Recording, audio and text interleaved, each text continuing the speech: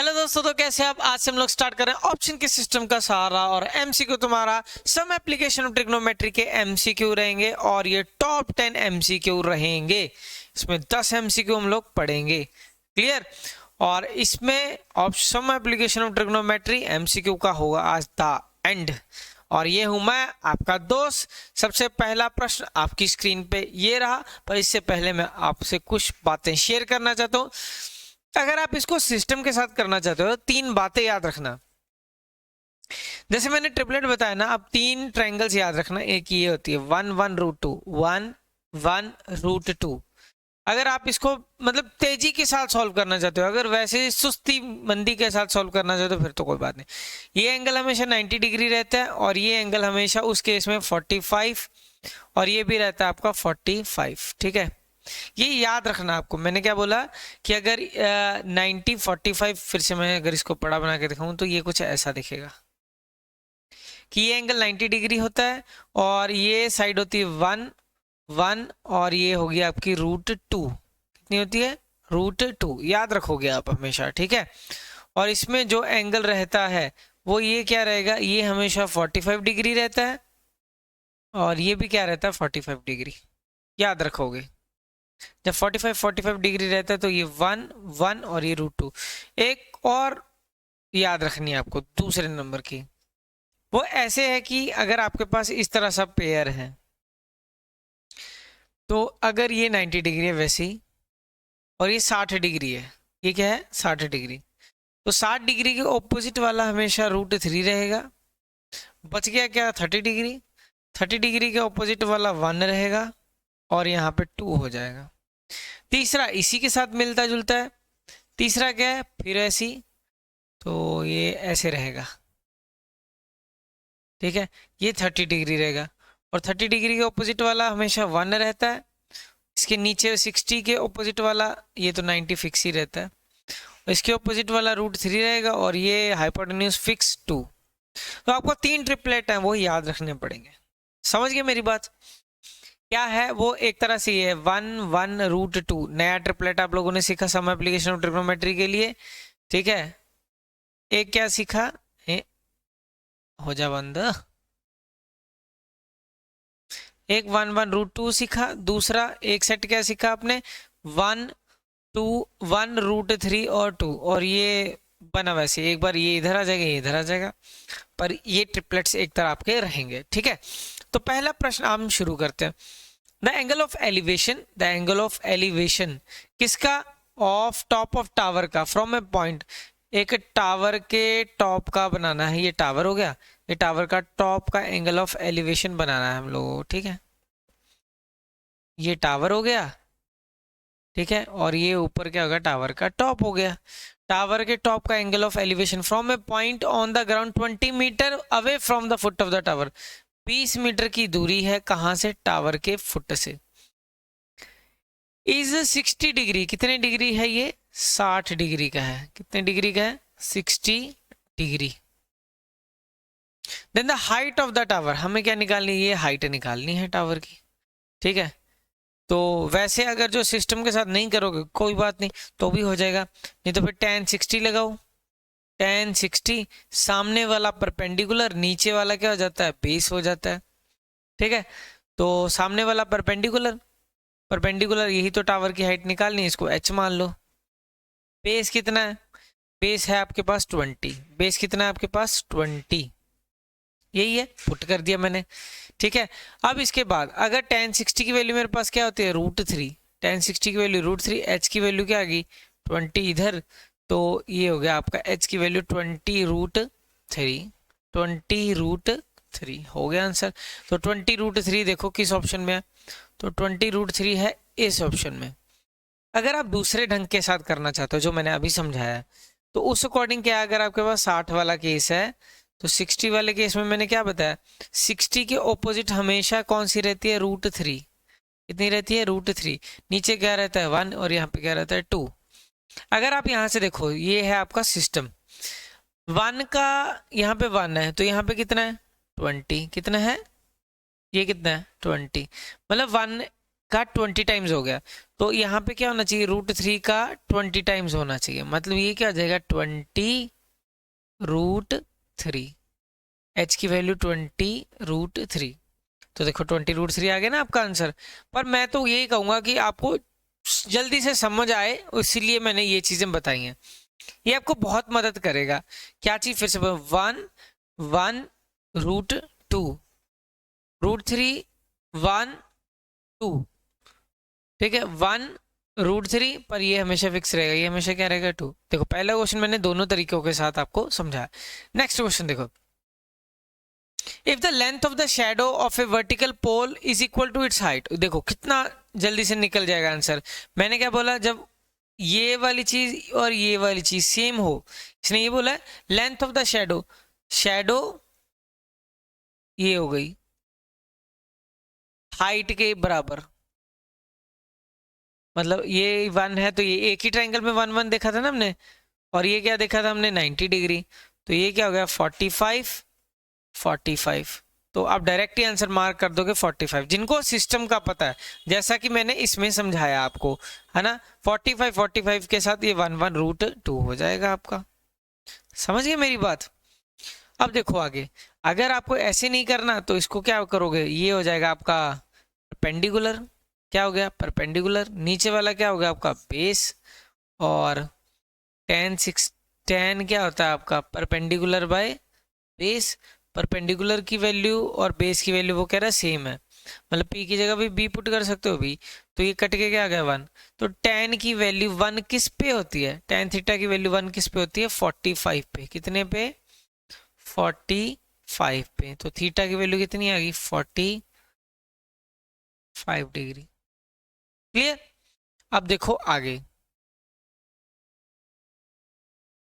The measure of angle of elevation of the top of the tower 75√3, इसकी height कितनी है 75√3 metre, from a point at a distance 75 metre from the foot, 75 metre from the foot. तो angle of elevation बना दिया हम लोगों ने, ठीक है, ये एंगल ऑफ एलिवेशन हो गया, हमें ये एंगल निकालना है, ठीक है। अगर बिना सिस्टम के साथ करोगे तो ये क्या आ जाएगा, ये सामने वाला परपेंडिकुलर नीचे वाला बेस, तो tan लगाओ, tan थीटा सामने वाला परपेंडिकुलर 75√3, नीचे वाला बेस, मैं ट्रिपलेट ही तुम्हें याद करवा दूंगा। तो tan 30 क्या आ गया √3, और tan 30 की वैल्यू √3 किस पे होती है, tan 30 की वैल्यू √3 किस पे होती है 60 पे, किस पे 60 पे। तो थीटा कितना आ गया 60, तो 60 पे टिक लगा दो, 60 पे टिक लगा दो। अगर सिस्टम से कर रहा है तो मैंने आपको सिखाया हुआ है कि अगर ये चीज √3 है और ये 1 है, तो ये हमेशा कितने डिग्री रहता है 60 डिग्री, 60 डिग्री के अपोजिट वाला √3 रहता है हमेशा, ये 90 हो जाएगा और ये 30 हो जाएगा। अगर मेरे को सारे एंगल पूछता ना तो मैं बता देता। यहाँ पे √3 का क्या हो रहा है 75 टाइम्स हो रहा है ना, मतलब ये 75 टाइम्स करके बना है, ये 1 है तो ये भी क्या बना 75, मतलब ये सही है, इसी स्केल पे चल रहा है। तो ये वैल्यू क्या होगी 60 डिग्री होगी, कितनी डिग्री होगी 60 डिग्री, क्योंकि इसके वाला ये वाली चीज इसका √3 टाइम्स है, ठीक है। तो मैंने यही चीज आपको समझाने की कोशिश की, ठीक है, ये दोनों तरीकों के साथ, ठीक है। अब देखो नेक्स्ट क्वेश्चन ये रहा, if the sun elevation is 30 degree, the shadow of the tower is 30 metre. Sun का एलिवेशन पड़ रहा है, ठीक है, sun elevation is 30 degree, sun के लिए जो एलिवेशन बन रहा है वो 30 डिग्री का बन रहा है। The shadow of the tower is 30 metre, shadow of the tower is 30 metre. If the sun's elevation is 60 degree, अगर सन का जो एलिवेशन है वो 60 डिग्री कर दिया जाए, ठीक है, तो शैडो की लेंथ क्या होगी, शैडो तो ये होगी ना, ये नीचे वाली इसकी लेंथ ये क्या होगी, ठीक है। एक सिंपल सी बात है, शैडो तो जो मर्जी बने, जो टावर है टावर की हाइट थोड़ी बदलेगी, टावर की हाइट तो वही रहेगी ना, तो यहाँ पे जो टावर है टावर की हाइट तो वही रहेगी। इसको h मान लो तो ठीक है। तो tan 30 का फॉर्मूला, सामने वाला परपेंडिकुलर, नीचे वाला बेस, सामने h अपॉन बेस कितना है 30, तो ये क्या होता है 1/√3। tan 30 की वैल्यू क्या होती है, tan 30 की वैल्यू क्या होती है 1/√3 h/30। तो h की वैल्यू क्या आ गई 30√3, 30/√3 आ गई h की वैल्यू। ठीक है, अब यहाँ पे पुट कर दो h की जगह, क्योंकि टावर की हाइट तो नहीं बदलेगी कभी भी, शैडो की हाइट बदल रहा है। टावर की हाइट कितनी है अब आपके पास 30√3, 30 डिवाइडेड बाय √3। ठीक है, और ये हमें निकालना है, क्या चीज है ये आपका बेस, ये बेस निकालना है। अब क्या लगाओगे tan 60 perpendicular by base, tan 60 की वैल्यू कितनी होती है √3, परपेंडिकुलर कितना आपका 30 डिवाइडेड बाय √3, ये क्या हो जाएगा इंटू बी, क्रॉस मल्टीप्लाई करोगे √3 3 हो जाएगा 3, और ये b भी मल्टीप्लाई हो जाएगा इक्वल टू 30। तो b की वैल्यू क्या आ जाएगी आपके पास 30/3, कितना हो गया 10, कितना हो गया 10। अब 10 किस पे आ रही है वैल्यू ये चेक करो, b बेस हमारा 10 ये है, ये रहा इस ऑप्शन में 10। ठीक है, अब इसको उसके साथ भी कर सकते हो जिससे मैंने बताया आपको, ठीक है, ट्रायंगल की सिलेक्शन के साथ। ठीक है, वो आप खुद ट्राई करके देखना। An observer 1.4 meter tall boy is 28.6 meter away from the tower। एक ऑब्जर्वर है, ठीक है, ये ऑब्जर्वर हो गया, कितना है ये 1.4 मीटर टॉल, और वो एक चीज एक टावर है जिसकी हाइट कितनी है 28.6, कितनी है 28.6 मीटर। ठीक है, और उसके बाद away from the tower 30 metre high, ठीक है, इस 28.6 metre 1.4 metre tall is 28.6 metre away from the tower 30 metre high. Tower की हाइट कितनी है from a tower 30 metre high is 28.6 metre away. मेरे को ये ऐसे लग रहा है कि ये 30 है, ठीक है, और is 28.6 metre away from the tower 28, चलो पहले ये देखते हैं 28.6 metre away from a tower 30 metre high, ये क्या है 30 metre high. The angle of elevation of the top of the tower from his eyes is, ये निकालना। चलो पहले इस डायग्राम को कंप्लीट करते हैं, ऐसे हो जाएगा ये 1.4, तो ये भी क्या आ जाएगा 1.4, और ये क्या हो जाएगा ये यहाँ से यहाँ तक, ये 30 है 1.4 है, तो ये कितना बच जाएगा 28.6 ही बचेगा। ठीक है, और ये एंगल ऑफ एलिवेशन हम लोगों ने जोड़ दिया। ठीक है, ये एंगल क्या हो गया आपका थीटा हो गया, जो नहीं पता, और ये 28.6, तो ये भी चीज क्या आ जाएगी 28.6। अब ये देखो वो चीज की जिसमें ये और ये चीज, अब तुम्हारे पास ट्रायंगल कहाँ से कहाँ तक होगी, देखो ये यहाँ से ऐसे, ऐसी ट्रायंगल जिसमें ये वाली चीज ये यहाँ से यहाँ तक, ठीक है, यहाँ से यहाँ तक ये क्या 28.6 है, अब ये भी यहाँ से यहाँ तक क्या है हमारे पास 28.6।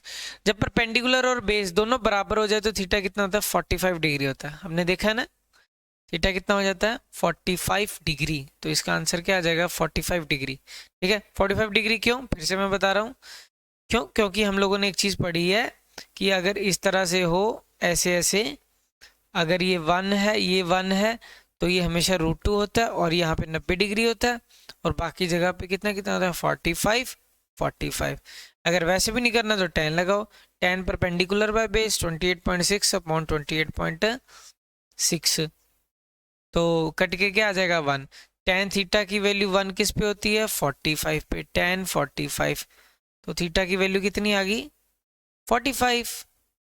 तो आप कैसे भी आंसर मार्क कर सकते हो। तो आपका आंसर क्या आ गया 45। क्लियर। अब करते हैं हम लोग नेक्स्ट क्वेश्चन। ये रहा आपके सामने। A 1.5 metre tall boy tall girl stand at a distance of 3 meter from a lamp post।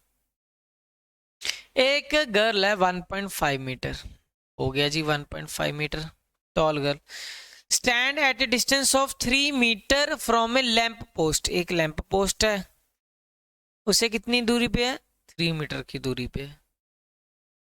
And cast a shadow of 4.5 metre on the ground.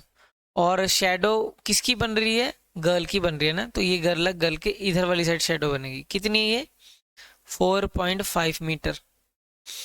Then the height of the lamp post, height of the lamp post निकालने। आप क्या करो पहले इस line को जोड़ दो sir,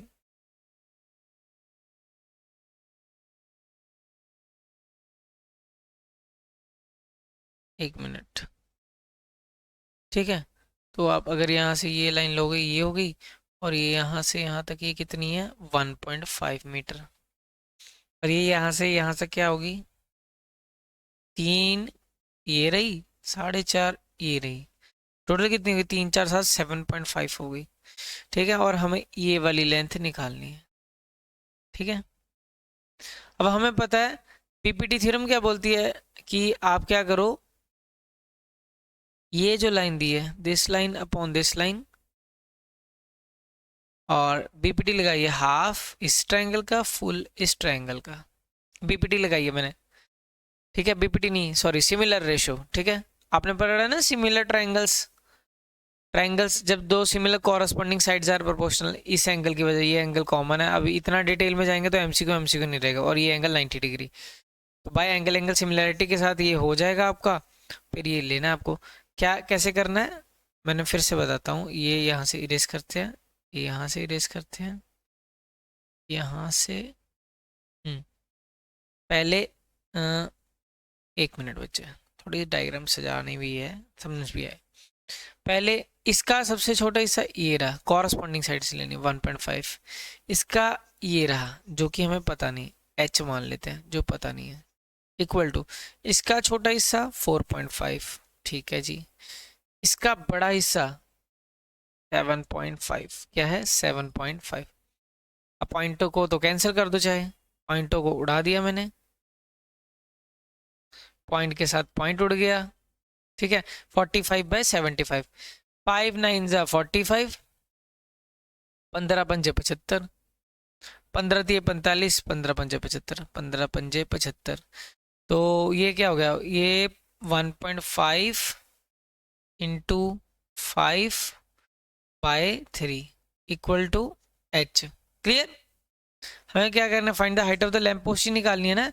तो 3 पॉइंट हटेगा, नीचे क्या आएगा 10 आ जाएगा, 3 5 जा 15। ठीक है, और आगे आपका 5 2 जा 10, तो 5/2 कितना होता है 2.5 होता है, तो ये कितना हो गया 2.5, 2.5 क्या ये रहा।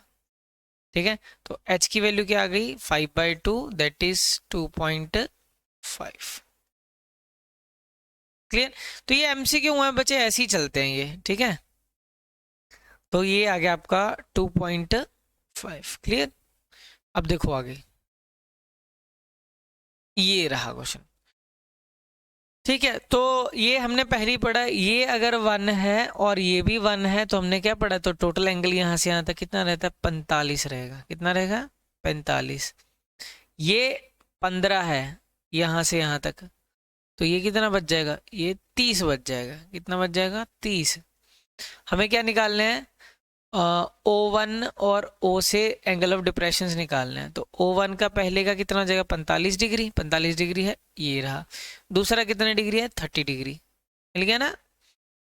दूसरा क्या है 30 डिग्री, तो मैंने यही तो बताया आपको। फिर से बताऊं, चलो फिर से बताते हैं आपको। हमने आते ही एक चीज डिस्कस की थी कि अगर इस तरह से है और इस तरह से है, अगर दोनों का एंगल, ये चीज 1 है ये चीज 1 है, तो ये वाली चीज यहाँ से यहाँ तक कितनी होगी 45 डिग्री हो गया।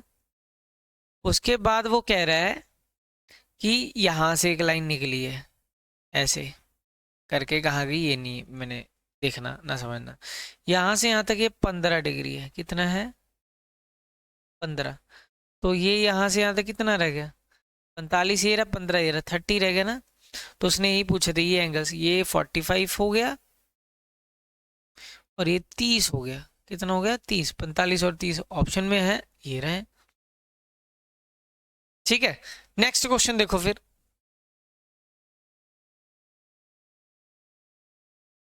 ये रहा आपके सामने, इसका तो डायरेक्ट ही आंसर याद रखो। ये क्या होता है क्वेश्चन में बताता हूँ आपको। जैसे ये है, अगर दो एंगल कॉम्प्लीमेंट्री एंगल बनाए जाएं, उसके एंगल ऑफ एलिवेशन बनाए जाएं ऐसे, ठीक है, ये याद रखना है। एक थीटा हो, एक 90 माइनस थीटा, एक का डिस्टेंस ए रहे और एक का डिस्टेंस बी रहे सेम जगह से। तो जो एच की वैल्यू, जो इसकी हाइट की वैल्यू है, इसकी हाइट की वैल्यू क्या आएगी हमेशा, एच की value root times A multiply by B, A multiply by B, ये होता है हमेशा आंसर। ये तो डायरेक्ट रिजल्ट याद रखना है, ये रिजल्ट है, एच की जगह पे रूट ए बी। क्लियर। अब देखो नेक्स्ट क्वेश्चन। नेक्स्ट क्वेश्चन मैंने इसी के ऊपर लिया। If the angle of elevation of the top of the tower from 2 point at a distance 4 metre and 16 metre from the base of the tower.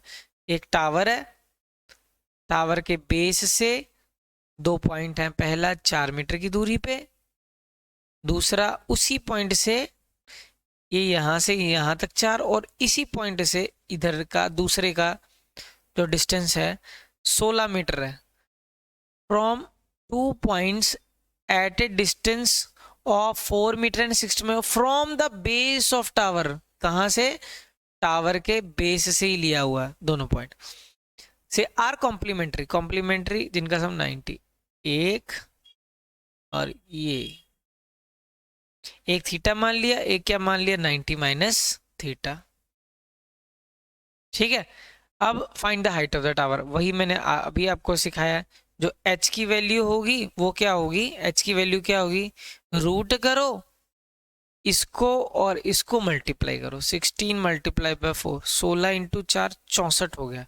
64 का root क्या होता है 8, 8 मीटर आपका आंसर। चेक कर लो ऑप्शन में कहाँ पे है, 8, तो 8 हो गया आपका आंसर। क्लियर है सभी को, क्लियर। तो देखो फिर नेक्स्ट क्वेश्चन आपकी स्क्रीन पे ये रहा, शानदार जबरदस्त जिंदाबाद क्वेश्चन लिया हम लोगों ने, बड़ा ही शानदार क्वेश्चन है। मैं आपको पहले इसकी ज्योमेट्री समझाता हूँ क्या क्या रहा है। ठीक है, पहले इसको करते हैं छोटा, क्लाउड की रिफ्लेक्शन का क्वेश्चन है। कह रहा है in the figure if C dash is a reflection of the cloud C. एक पॉइंट है यहाँ पे, इसको और छोटा करते हैं, रुको, मेरे को डायग्राम की जरूरत ही नहीं है, इसको करते हैं इधर, इसको करते हैं इरेज। डायग्राम में ही हमने आंसर को बताना है, ठीक है, बहुत ध्यान से देखना आप सभी ने। कह रहा है in the figure if C is a reflection of the cloud, एक क्लाउड है, ठीक है, शायद दिख नहीं रहा होगा आप सभी को, थोड़ा सा बड़ा कर देता हूँ फिगर को।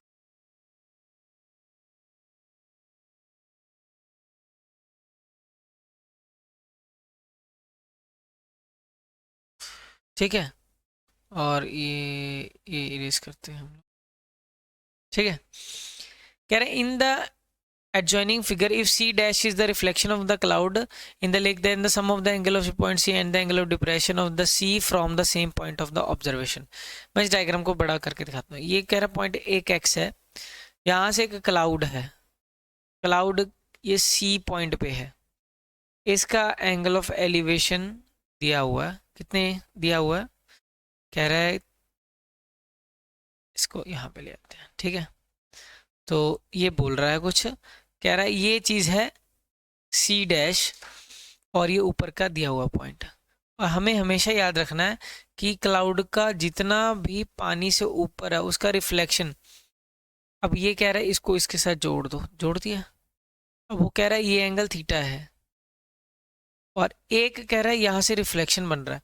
रिफ्लेक्शन क्या होगा, क्लाउड जितना ऊपर होगा पानी से, यहाँ पे पानी है सारा, तो जितना ऊपर होगा ये पॉइंट एच, जो भी होगा जितना भी डिस्टेंस होगा, ठीक है, अगर ये जितना भी डिस्टेंस ये होगा और इतने नीचे ही क्या बनता है, रिफ्लेक्शन बनता है क्लाउड का, ये क्लाउड का रिफ्लेक्शन होगा। ये रूल है ना रिफ्लेक्शन का, कोई चीज पानी के जितने ऊपर होगी वो पानी के अंदर परछाई जो उसकी बनेगी वो उतनी ही नीचे बनेगी, ये तो पता ना। मैं कह रहा है ये एक्स है, ये √3 x है, कह रहा है यहाँ से ये एंगल इसको ले गए हम लोग नीचे, तो ये बोल रहा है कि ये चीज फाई एंगल बना दिया, angle of depression is 5 degree बना दिया जी हमने।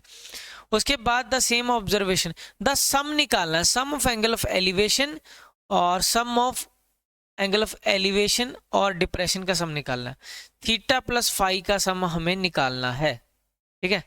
अब देख लो और कुछ दिया हुआ है,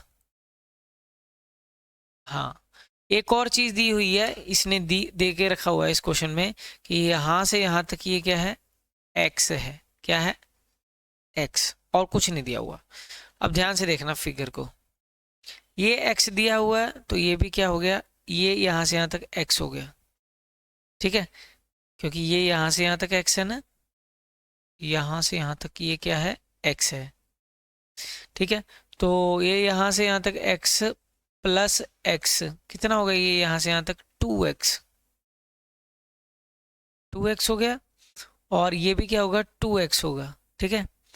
तो ये पूरा ये यहां से यहां तक क्या हो गया, यहां से यहां तक 20 लिख दिया, यहाँ पे 2x लिखना है, 2x, 2x यहाँ से यहाँ तक 2x है, ठीक है।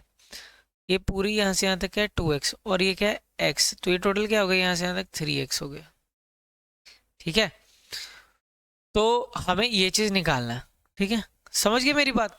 तो ये निकलेगा कैसे, अब पहले ये ट्रायंगल्स को हम देखते हैं। अब मेरे को इसको एक बार कॉपी मारना पड़ेगा, तो क्योंकि थोड़ा ऊपर लेकर जाके आपको दिखाना है ये चीज, कॉपी, और अब इसको लेके चलता हूँ यहाँ पे, थोड़ी खाली स्क्रीन पे लेके दिखाता हूँ। बहुत ध्यान से देखना है आपको। तो ये सी डैश पॉइंट था हमारा, ठीक है। तो पहले हम लोग ये एंगल निकालेंगे, तो पहले ट्रायंगल दिखा ये रहा, ये ट्रायंगल ऊपर वाला थीटा वाला, तो tan थीटा क्या होगा, सामने वाला परपेंडिकुलर, परपेंडिकुलर क्या है x, अपॉन बेस क्या है √3x, ये कैंसिल हो गया, तो 1/√3। tan थीटा के किस एंगल पे वैल्यू 1/√3 होती है, किस पे होती है, 45 पे, सॉरी 30 पे, कितने पे, 30 डिग्री पे होती है ये वैल्यू, 30 पे ये होगी वैल्यू। अब इसके बाद दूसरी ट्रायंगल उठाते हैं, देखना ध्यान से, इसको भी टेक्नोलॉजी के साथ आपको दिखाते हैं। ऐसे दिखी ट्रायंगल्स, ये रही। अब देखना ध्यान से, tan थीटा, फिर tan थीटा नहीं, अब ये फाई है, इसको फाई बोलते हैं ऐसे, सामने वाला परपेंडिकुलर √3x, नीचे वाला सॉरी ये क्या है 3x है, नीचे वाला √3x है, x से x कैंसिल, 3√3, तो √3 रैशनलाइज करोगे तो ये क्या जगह 3√3/3 कैंसिल हो गया, तो tan फाई कितना आ गया आपका √3, और ये किस एंगल पे होती है tan की वैल्यू, √3 60 पे, 60। तो उसने क्या पूछा, इन दोनों का सम ही पूछा है, ये कितने डिग्री आ गया 60, और ये कितने डिग्री आ गया 30, ये कितने डिग्री आ गया 60, और ये कितने आ गया 30। उसने क्या पूछा था, इन दोनों का सम पूछा है हमसे, सम, तो सम क्या होगा, यहां से लेके यहां तक 30 प्लस 60, 30 प्लस 60 कितना होता है 90 डिग्री, तो 90 डिग्री कहाँ पे है, ये रहा, तो 90 डिग्री हमारा क्या हो जाएगा, आंसर हो जाएगा। और इसी के साथ आज की क्लास को करते हैं द एंड। मिलते हैं आपको नेक्स्ट लेक्चर में, तब तक के लिए टाटा बाय बाय, शुभ रात्रि, शब खैर, जय हिंद। और अपने दोस्तों से यार जरूर शेयर कर देना वीडियो।